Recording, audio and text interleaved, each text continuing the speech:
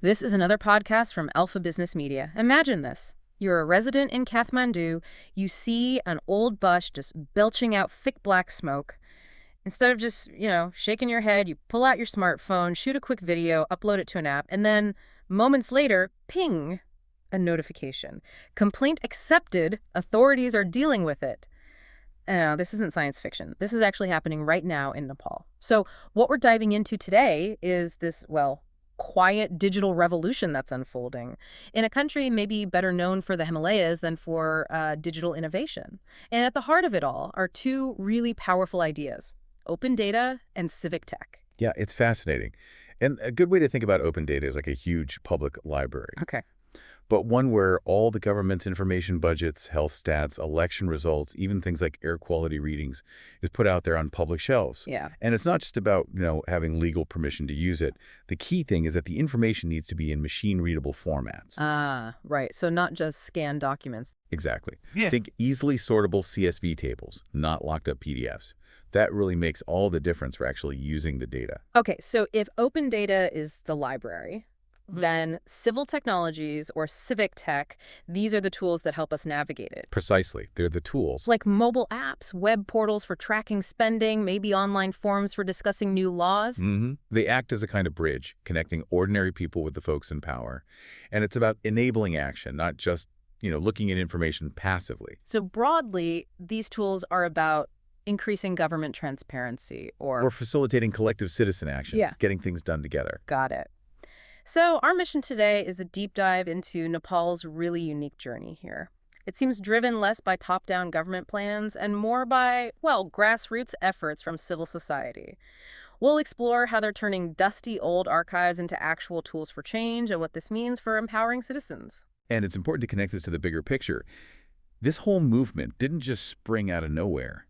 Nepal's current open data and civic tech scene is really built on a solid legal foundation, the right to information legislation. Right. The tech is enabling a right that was already there, in theory at least. Exactly. Technology became the tool that helped bring a right that existed on paper into, practical reality for more people. And here's where it gets really interesting historically.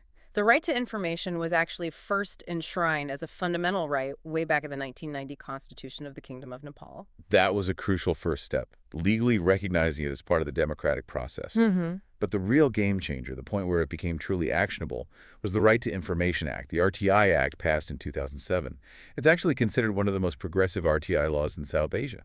It gives citizens the power to request government info, look at public documents, even observe meetings, or get samples from state projects. So it really makes state activities open and holds officials accountable. In principle, yes. And the act didn't just grant rights, did it? It put actual obligations on government agencies. Correct. They had to assign specific information officers Okay. and proactively disclose 21 categories of information. Things like their structure, functions, budgets, major decisions, all that stuff. And they had to respond in a set time frame? Within 15 days, yeah. Yeah. Which is quite strict. But, while the RTI Act created this legal basis for the public to demand information, that process could still be slow. Right, I can imagine. You'd have to know exactly what to ask for, who to ask. Precisely. It required persistence, sometimes even legal battles. Open data, though, it flips the model. It's a supply approach. So the government pushes the data out proactively. Exactly. They push entire data sets into the public domain. And that dramatically lowers the barriers. It opens up opportunities not just for activists, but for regular citizens, developers, even entrepreneurs to build things using that public data. So who's actually driving this digital transformation on the ground in Nepal? You mentioned civil society. Yeah, it's really the energy coming from civil society. There's this vibrant ecosystem of nonprofit organizations that have become the real catalyst. They're bridging that gap between the formal right and the practical ability to use information. Okay, let's talk about some of these architects of change, like Open Knowledge Nepal, OKN, founded in 2013, seems like a real pioneer. They absolutely are. Their mission is all about using open knowledge for a more just and sustainable future. And they've had quite an impact. Oh, definitely. They've trained over 7,000 people across 25 districts. And their flagship project, the Open Data Nepal portal, opendatanepal.com, is vital. That's the one that centralizes government data. Yes. It takes all that fragmented data, often stuck in PDFs, cleans it up, and publishes it in those machine-readable formats we talked about. It turns static reports into something you can actually analyze. Okay, then there's Accountability Lab Nepal, ALN, from 2012. Their focus seems a bit different, more on the human dimension. That's right. They focus on cultivating active citizens and responsible leaders. They're known for really creative campaigns. A great example is their accountability incubator. It supports what they call accountapreneurs. Accountapreneurs. Yeah, social entrepreneurs developing innovative solutions for transparency and accountability. And Speak Up Nepal, which we'll talk more about later, actually grew out of that incubator. Interesting. Okay, another key player. Kathmandu Living Labs, KLL. Founded in 2013, specializing in maps, geospatial data. Yes, KLL is all about geospatial data and open mapping. They're a major force behind OpenStreetMap development in Nepal. Which is like a free, editable world map made by volunteers, right? Exactly. KLO harnesses crowdsourcing and local knowledge to create incredibly detailed maps. Their work got huge international recognition during the 2015 earthquake response. We'll definitely get into that. Right. And finally, Code for Nepal, a U.S.-registered nonprofit from 2014. Their focus is on empowering Nepalese, especially women and youth, through digital literacy and open data projects. And they draw volunteers from the tech industry? Yeah, a lot of their volunteers are tech professionals. They've built things like Nepal Map, which is a web app for visualizing data about Nepal. And they partnered with OKN on Ask Nepal, a platform to help citizens find government information. What really strikes me here is that it sounds like these groups aren't really competing. They collaborate. That's a crucial point. They actively collaborate, creating this synergistic effect. It's not about silos. So examples like OKN and Accountability Lab doing a datathon together. Exactly. Or OKN and Code for Nepal partnering on Ask Nepal. Accountability Lab even set up a co-working space, the OpenGov Hub, to foster this kind of collaboration. This partnership culture is fundamental to the whole movement's strength. Okay, so having the open data and these active organizations is one thing. But the real change happens when that information gets turned into actual tools for ordinary people, right? Absolutely. That's where the rubber meets the road. And in Nepal, it seems like these civic tech platforms are developing in two main directions: monitoring authorities and direct citizen participation. That's a good way to put it. On the monitoring side, fighting corruption. The Open Data Nepal portal from OKN is that central repository we mentioned, converting those messy government PDFs into usable data. And this allows for some serious investigations. I read about Freedom Forum's work on constituency development funds, the CDFs. Ah, yes, the CDFs, a classic example. These were funds given directly to MPs for local projects, but there were suspicions of, well, mismanagement. Big time. So Freedom Forum activists used the RTI Act. It was grueling work months spent requesting documents from all 75 districts. They faced refusals, had to file appeals. Wow. And what they found was pretty shocking. Money allocated for things like roads was actually spent on musical instruments, renovating monasteries, even building offices for political party cells. So projects benefiting political supporters, not necessarily the community. Exactly. Chosen to reward supporters, not based on genuine local needs. So Freedom Forum gathers all this evidence. What then? How do they make it count? This is where the strategy gets really smart. They didn't just publish a report, they partnered with major Nepali media outlets. Big newspapers like Kantipur and Republic, the influential weekly Himal media. Leveraging the press. Precisely. Armed with solid data, the journalists published a series of high-profile exposés. It showed how powerful open data becomes when combined with an independent press. A real weapon against corruption. And groups like the Center for Data Journalism Nepal support this kind of work too. Yes, they play a role in training journalists in these modern data investigation techniques. But this raises that key question again. How does this stuff help ordinary people with their everyday problems, not just big investigations? Right. That's where the direct citizen participation platforms come in. Exactly, allowing anyone with a phone to flag issues and contribute. Like that air pollution campaign by Speak Up Nepal, the one that came out of the ALN incubator. Yes. They bill themselves as a digital Madhukar Square, Madhukar Mandala being a famous protest spot in Kathmandu, an online space for collective action. So people filmed polluting vehicles and sent the videos in. That was the campaign. Film cars with excessive exhaust, sent it to Speak Up Nepal. They then systematically collected these videos and handed them over to the Environment Department in Kathmandu. And did the authorities react? Remarkably quickly, actually. Okay. The department had publicly confirmed they were using the citizen data. They worked with traffic police, started tracking the vehicles, did surprise emission tests, issued They fines. even confiscated vehicles. In some cases, yes, it was this direct link. Ah, Citizen reporting, structured data, government response, real change on the streets. that's powerful. And there are other platforms too, like the Shasan app for reporting local issues, garbage, potholes. Similar idea. Pinpoint a problem on a map, uncollected garbage, open manholes, flooded streets, and send an immediate report. But it's really crucial to emphasize, success isn't just the tech. Right, the human element. Absolutely. Behind every campaign, there's painstaking human effort. The Speak Up Nepal team manually processing complaints. Freedom Forum activists spending months chasing documents. It's the human work, the trust building, the partnerships with government and media that actually delivers the final result. Most successful projects in Nepal use this human-in-the-loop model. Technology is the channel, but human engagement drives the impact. Okay, let's shift gears a bit. There was one event that really tested this whole ecosystem, didn't it? The 2015 earthquake. Yes, April 25th, 2015. A devastating moment, a magnitude 7.8 earthquake, nearly 9,000 deaths, millions homeless, a third of the country affected. That catastrophe. And rescuers face this huge challenge. How do you deliver aid in a mountainous country, infrastructure destroyed, and crucially, without accurate, up-to-date maps?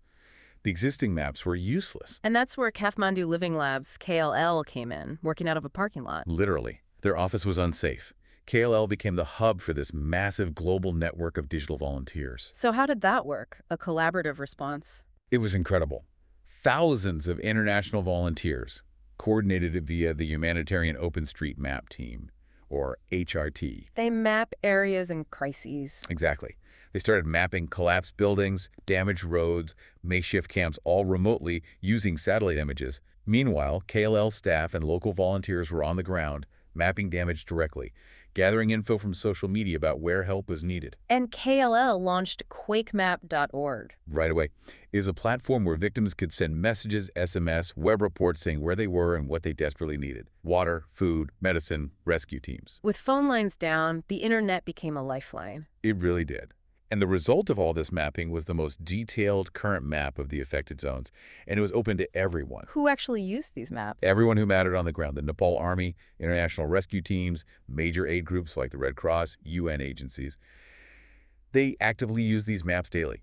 They use them to plan rescue routes, identify the hardest hit areas, figure out how to distribute aid effectively. It was essential. So, the earthquake was tragic, obviously, but it sounds like it was a turning point for civic tech in Nepal.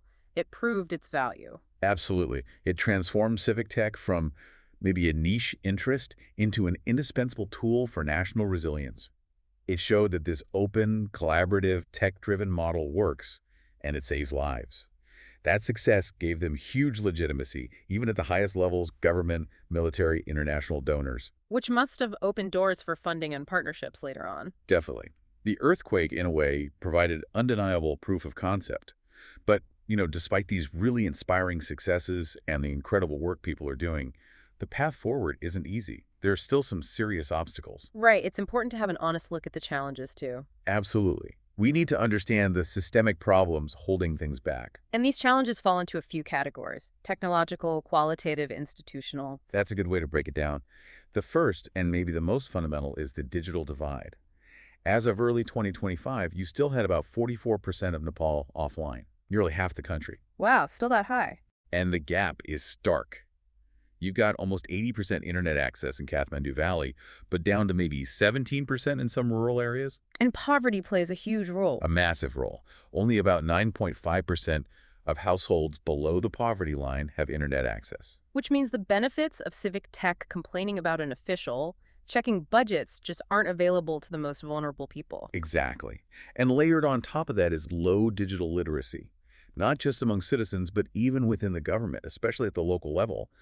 Many officials just lack the basic skills to use these digital systems effectively. Okay, so access and skills are one thing. What about the data itself?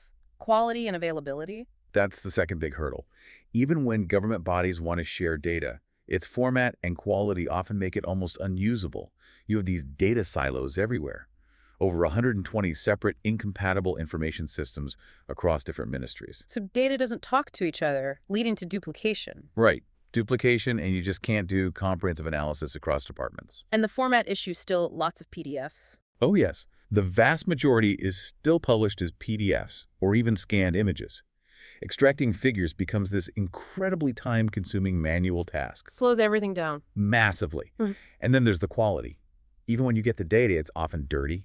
Meaning? Full of errors, missing values, inconsistencies, sometimes a mix of Nepali and English in the same data set. It really undermines trust in the information. And data loss incidents on government servers don't help build trust either? Not at all.